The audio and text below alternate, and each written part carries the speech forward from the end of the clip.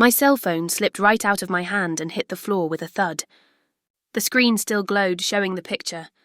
It was my daughter, Hope, in a wedding gown, smiling next to a man I barely knew. I remember the silence. It wasn't the kind of quiet that follows a shock. It was the deafening roar of a life collapsing. I picked up the phone, my fingers trembling over the glass. I zoomed in on her smile, radiant, effortless, complete. Complete without me, I called her 3 times.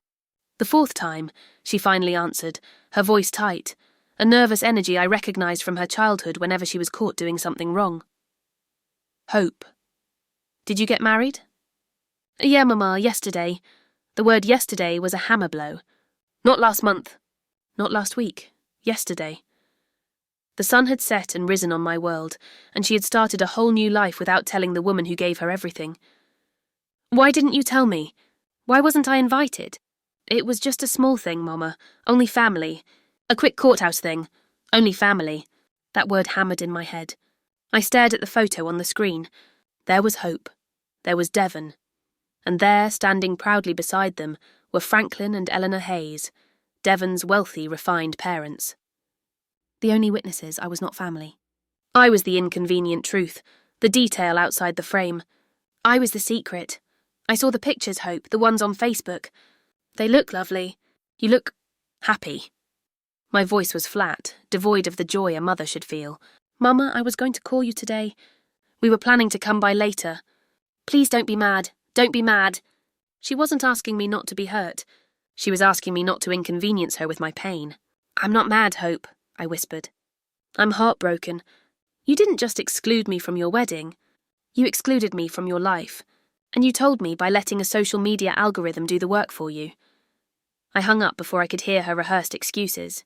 I deleted the picture, and in the terrifying silence that followed, a single clear thought formed. What does a mother do when she stops being family? My name is Clara May Harrison. For 67 years I believed family was everything. Now, in a small cramped kitchen in Atlanta, I realised I had been wrong. The shock slowly turned into a cold, hard stone in my chest. I remembered all the years, all the sacrifices. The memories didn't flood in. They marched, demanding to be seen. I thought about the little house I had worked so hard for. I thought about the future I had saved for, a future where Hope would have everything. And in that moment, sitting alone, I knew one thing. The rules of the game had just changed. Hope had made a clear decision about my place in her new life. Now, it was time for me to make an equally clear decision about her place in mine. The woman who got up from that table was no longer the waiting sacrificial mother. She was a woman who had finally understood that her dignity was not negotiable. I deleted Hope's number. I was finished waiting for crumbs. They say when you clean a house, you wipe away the dirt and make things new. But when you clean other people's houses for 20 years, you don't just wipe away dirt. You wipe away your own life. I raised Hope alone after my Elijah passed. I worked 2 jobs, cleaning for the Rodwells in Buckhead and sewing for the Millers in Sandy Springs. My hands were permanently rough, my knees ached constantly, and the scent of bleach was my second perfume. But every crack in my hands was $1 saved for Hope's education. Every ache was a down payment on her future. I remembered Hope's sweet 16 party. I had saved for 3 years. I sold the last pieces of my mother's jewellery. We rented the Magnolia Room, a lavish place I never thought I'd afford. I cooked all the soul food myself. Mac and cheese, candied yams, cornbread. Hope, in her shimmering dress, held my hand and said, "Mama, you are the best mother in the world. I will remember this forever." Where was that girl now? The one who remembered everything. College. That's where the change began. I doubled my hours. She was studying business administration. I told her, "Don't you worry about a thing, baby. Just study. Get that degree. That degree is your shield." But as she ascended, I descended. Her life became a world of study groups, extracurriculars, and friends I never met. My world remained the same. Bleach, scrub brushes, and quiet sacrifice. When she came home, the conversations grew shorter. "It was fine, Mama." "I'm busy, Mama." I was a vending machine of unconditional love and financial support, needed, but not truly seen. Then came Devon Hayes, charming, ambitious, and from a very good family, as Hope always stressed. The first time he came for dinner, I cooked for 2 days. I saw his eyes darting around my modest home, the clean but worn furniture, the small garden. When he left, he said, "Your house is very nice, Mrs. Harrison." But his tone implied the exact opposite. That night, Hope scolded me. "Mama, you were too intense, asking too many questions about his family. Not everyone shares their whole life in the first meeting. Devon's parents are very refined people. Refined." That word cut deep. My love, my sacrifice, my dedication, none of it was refined. It was just working-class effort. And in her new world, I was an embarrassment to be managed. The distance became a canyon. Visits were scheduled. Appointments had to be made. "Mama, call before you come over, just in case." The spontaneity, the comfort of a mother's home was gone. Last Christmas, she spent the holiday with the Hayes family. "They have beautiful traditions, Mama," she said. I sat alone, eating the collard greens I had cooked, waiting for a call that never truly connected. In February, she told me they were thinking about marriage. "Wonderful, baby," I cried, ready to empty my savings for the wedding of her dreams. "How can I help?" "It's going to be simple, Mama. Nothing too elaborate. We'll let you know the date." The vagueness was a warning sign I chose to ignore. I wanted to believe the Hope who promised me I would be the prettiest maid of honour was still there. But she wasn't. The hope I raised was replaced by a sophisticated stranger who saw me only as an inconvenience. I remembered the letter she wrote me before college. "Dearest Mama, you are my hero, my role model, the bravest woman I know. You will always be the most important person in my life." I dug out that pink, crinkled letter. I read the words again. The irony was a physical pain. She had reduced my entire existence to a side character in her grand new narrative. The pain curdled into a cold, protective rage. How dare she? After I sacrificed my health, my youth, my dreams, she repaid me with humiliation and exclusion. I looked in the mirror. Clara May Harrison, 67, grey hair, work-worn hands. Not refined, but worthy. Worthy of respect. I thought of Auntie Rosa, my direct sister from Birmingham. She got married without telling you. Clara May, I always told you that you gave too much to that girl. Now it's your turn to decide what place she occupies in yours. Auntie Rosa was right. Hope had made her position clear. Now it was my turn. I walked into Hope's old bedroom, now a silent shrine to a girl who no longer existed. All the trophies, the packed boxes of college memories, they were no longer mine to keep. They belonged to a life I was about to walk away from. This house. This small, comfortable house in the neighbourhood that had become my prison of waiting. It was the physical manifestation of my sacrifice, and it was the only leverage I had left. I thought about the secret bank account, the one I had opened 10 years ago, intending it to be her wedding gift, her down payment on a new home. Every extra dollar from my sewing was meant for that moment. Well, the wedding had happened. But the gift was no longer hers. That money was now mine. My escape fund. The true betrayal wasn't the wedding exclusion. It was the realization that I had spent decades saving money and time for a child who now saw me as a liability. That night I didn't sleep. I laid out a path forward, a path of quiet, dignified and absolute separation. Hope was coming to see me on Sunday after their honeymoon. She wanted to casually deliver the news she had already delivered digitally. She wanted to minimize my pain to manage her own guilt. I would not allow it. I would be gone. The next morning, Clara May Harrison began preparing her great escape. Sunday dawned with a cold, terrifying clarity. I had made a list, and it was the most important document of my life. Plan for Independence, Clara May Harrison. I called a real estate agent I knew from the Rodwell family. "I need to sell my house quietly, quickly and for a fair price. I need to close in less than 2 weeks." The agent was shocked but professional. "Mrs. Harrison, that's possible but highly unusual." "My life is about to change," I told her. "I need the change to be complete." The agent came that afternoon. She was astonished by the value. My modest home was in an area that had exploded in value. My years of scrubbing and penny pinching were about to pay off in ways I never imagined. I drove to Decatur, to the place my neighbour Mrs. Rodriguez had always mentioned, the Legacy at Peachtree. It was not a nursing home. It was a vibrant residential community. I met with the director, Patricia. I saw the apartment with the balcony facing the gardens. It was small, cosy, and perfectly mine. "I'll take it," I said without hesitation. "When can I move in?" In 2 weeks, if you have your documents ready, Patricia replied. My documents were ready. My future was waiting. Monday morning, I was at the bank consolidating my accounts. My secret savings account was enormous, enough to cover the apartment's fee for years, and still leave a substantial principal. Mr. Lawson, the bank executive, was respectful. Mrs. Harrison, I'm delighted to see you making proactive financial decisions. You're very disciplined. For the first time, I felt acknowledged as a serious person, not just a worried mother. From there, I went to the lawyer, Mr. Sanders. I need to update my will, I told him. I want 50% of my assets to go to charitable institutions that help working single mothers. The other 50% goes to Hope. Mr. Sanders raised an eyebrow. Any conditions on the 50% for your daughter? Yes, I said, looking him straight in the eye. She can only access the inheritance after writing a letter explaining why she chose to exclude me from her life's biggest moment.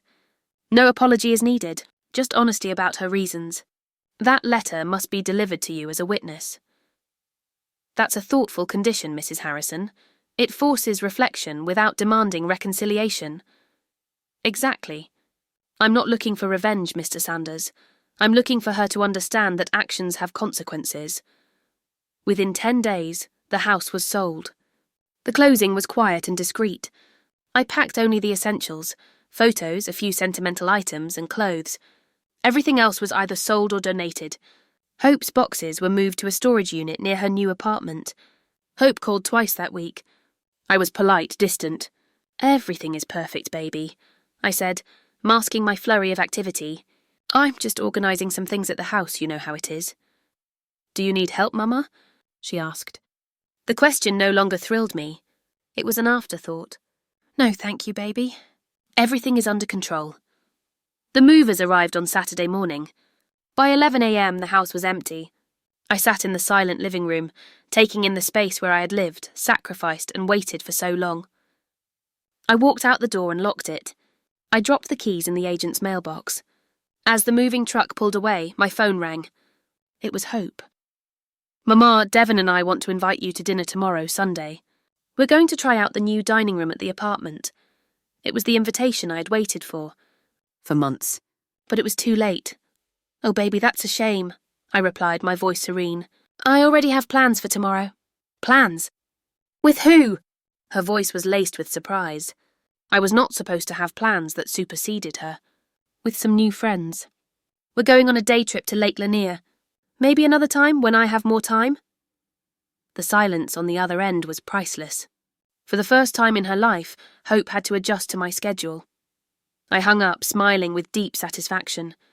I had not sought revenge. I had simply sought parity. As the car drove toward Decatur, toward my new life, I sat in the passenger seat, gazing at the world rushing by. I felt a freedom I hadn't known in decades. The waiting was over. The Clara May who walked out of that house was a completely new woman, a woman who knew her worth. My first week at the Legacy at Peachtree was a dream. I woke up on my own schedule, drank coffee on my own balcony, and met neighbours who valued me simply as Clara May Harrison. There was Mrs. Delanore, the former teacher with fascinating stories, and Mr. Alexander, the kind carpenter who led the ballroom dancing class. I signed up for everything. I hadn't realised how much of myself I had neglected while prioritising Hope. At the knitting class, Mrs. Rodriguez complimented my work. You have a great hand for this. Claire, you should come to every class. Simple recognition, but it felt monumental. On Thursday, I was dancing the cha-cha with Mr. Alexander. I laughed harder than I had laughed in years. I was surrounded by a community that had chosen me, and that I had chosen. That evening, my phone rang. It was Hope. Mama, where are you? Her voice was frantic, laced with panic. I went to the house and it's completely empty. The neighbours said you moved out. What is going on? My maternal instinct to soothe her flared, but the new Clara May held firm. I'm doing very well, baby. I moved to a place more suitable for my age. More suitable? What does that mean? Why didn't you tell me anything? Because they were personal decisions that didn't require your approval, Hope. I kept my voice calm but firm. There was a long silence. Hope was not used to me making significant decisions without consulting her, even though she had been doing it for years. Mama, you're scaring me. This isn't normal for you. Are you mad at me about something? I'm not mad, Hope. I'm living my life. Does that mean you don't want to be my mother anymore? The little girl peeked out from behind the sophisticated woman. I will always be your mother, baby. But I will no longer be the mother who waits for crumbs of your attention. I will no longer be the mother who accepts any treatment just to be present in your life. If you want a relationship with me, it will have to be a relationship of mutual respect. Did you really have time to include me in your wedding? I asked, finally mentioning the elephant in the room directly. The resulting silence was heavy. Hope, I'm not looking for apologies. I just want you to understand that decisions have consequences.